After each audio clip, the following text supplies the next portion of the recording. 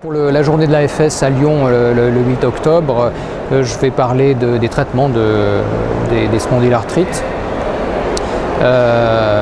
Donc ça recoupe un certain nombre de choses puisqu'il y a quand même plusieurs étapes dans la prise en charge de ces maladies. Pour ce qui est du médicamenteux, la première étape qui reste classique, c'est toujours bien sûr les anti-inflammatoires avec des différentes classes d'anti-inflammatoires qui peuvent être essayées. Même si aujourd'hui tout le monde a à l'idée les biothérapies, je pense qu'il faut toujours continuer à essayer ces anti-inflammatoires, qui a un certain nombre de formes relativement bénignes qui peuvent tout à fait être contrôlées de cette manière. Par-dessus le marché, il y a quand même quelques données qui laissent à penser que ça pourrait avoir un petit effet structural, donc c'est pas plus mal. Alors ensuite, bien sûr, l'étape suivante, si jamais on n'a pas de réponse avec les anti-inflammatoires de manière satisfaisante, ce sont les traitements de fond.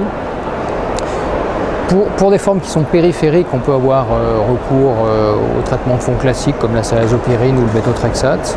Et puis pour des formes axiales ou bien des formes périphériques qui ne répondent pas aux traitements de fond classiques, il faut s'engager dans les biothérapies. Et aujourd'hui, ça fait maintenant pas mal d'années qu'on a de l'expérience dans ce domaine, avec plusieurs produits qui donnent des réponses extrêmement intéressantes.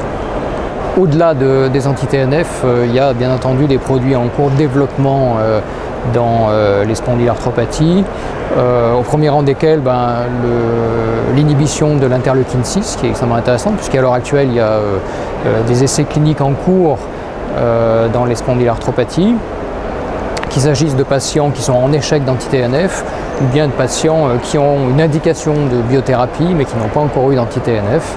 Bon, ce sont des essais cliniques qui sont en cours de recrutement, donc on n'aura pas la réponse quant à l'efficacité et à la tolérance avant plusieurs années, mais je crois que c'est extrêmement prometteur, puisqu'il y a quand même un rationnel biologique à donner ce type de traitement.